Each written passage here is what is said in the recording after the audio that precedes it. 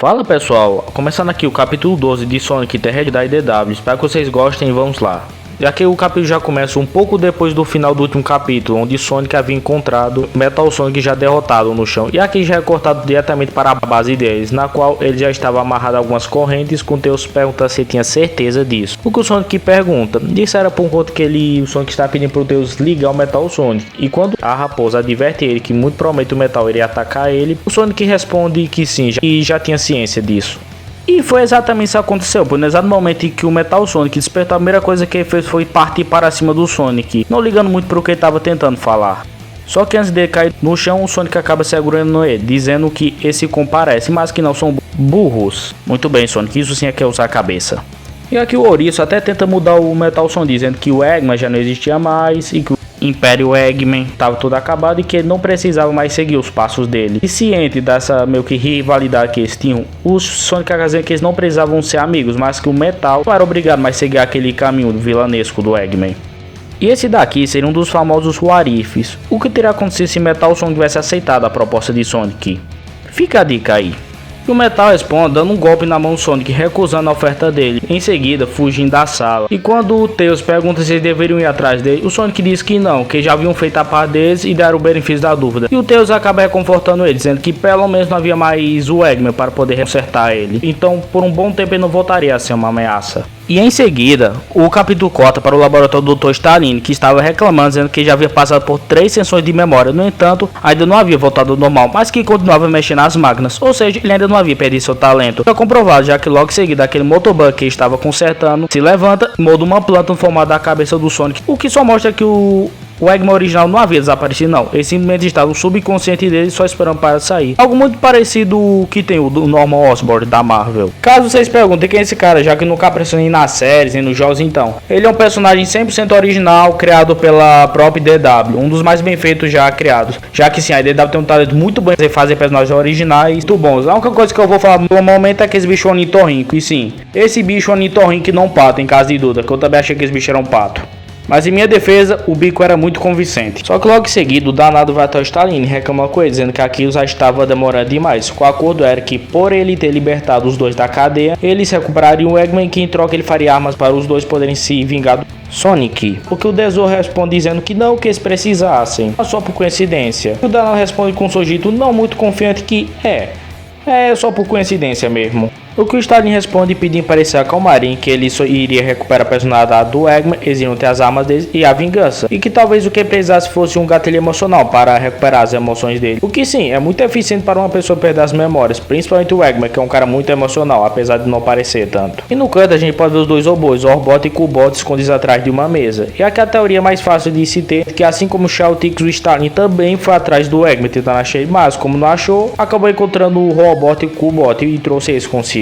Logo, Orbot e Cubot se aproximam do Eggman, perguntando por que ele não ameaçava eles como ele realmente fazia. O que o Eggman responde abraçando ele, perguntando que tipo de monstro faria uma coisa dessa. O que o Cubot acaba estranhando, perguntando se ele era realmente o chefe desse. Enquanto que o Orbot pergunta se eles realmente queriam um chefe desse de volta. No entanto, nesse momento é interrompido quando um som do corredor chama a atenção deles. E a figura acaba se revelando sendo o Metal Sonic, que de alguma maneira acabou encontrando o Eggman. E vendo o estado daquele robô, o Eggman rapidamente corre até ele para ver se estava bem. No entanto, no exato momento em que ele toca na cabeça dele, uma série de recordos vem à cabeça dele, desde a sua criação até os momentos que ele reparava ele após os combates. O que só confirmava aquela teoria do Stalin de que ele precisava de um gatilho emocional para retornar à sua verdadeira personalidade. E ele já começa gritando, perguntando onde estava quem havia vestido ele daquele jeito, para a felicidade do Stalin e para a infelicidade de Orbot e Cubot. Logo, Stalin vai até ele e se prostra, dizendo ser um grande admirador de sua obra, o que o Eggman responde dizendo que pelo menos ele sabia o seu lugar. Em seguida, o Eggman segue andando, mandando o Stalin continuar falando, o Metal para a mesa de concerto e o Orbot e o Cubot prepararem roupas de verdade para ele. Enquanto Eggman consertava o Metal Sonic, Stalin dava o relatório do que havia acontecido com Eggman, mas quando ele cita a palavra comparsas, Eggman o questiona de quais comparsas.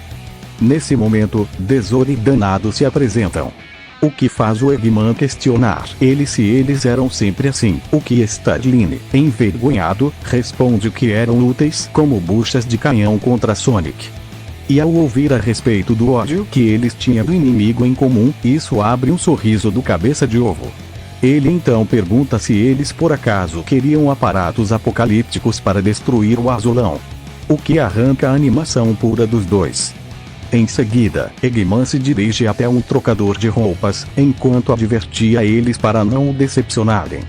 Enquanto se trocava, Eggman pergunta a ele como havia conseguido recuperar o seu verdadeiro eu, o que ele responde com orgulho de que usou hipnoterapia agressiva em uns negócios lá, junto da potência do Distortopazio.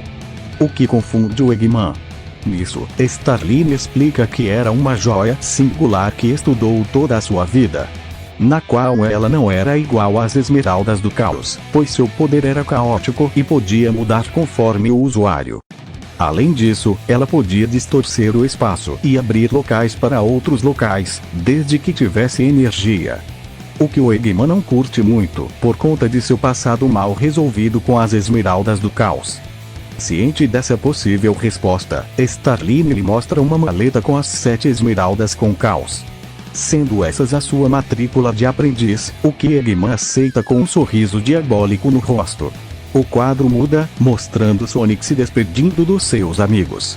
Afinal, o problema já estava resolvido e estava na hora de voltarem para casa.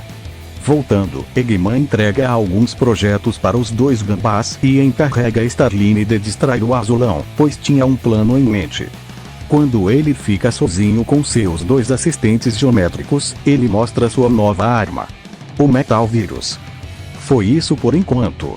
O próximo capítulo prometo que será melhor. Até a próxima.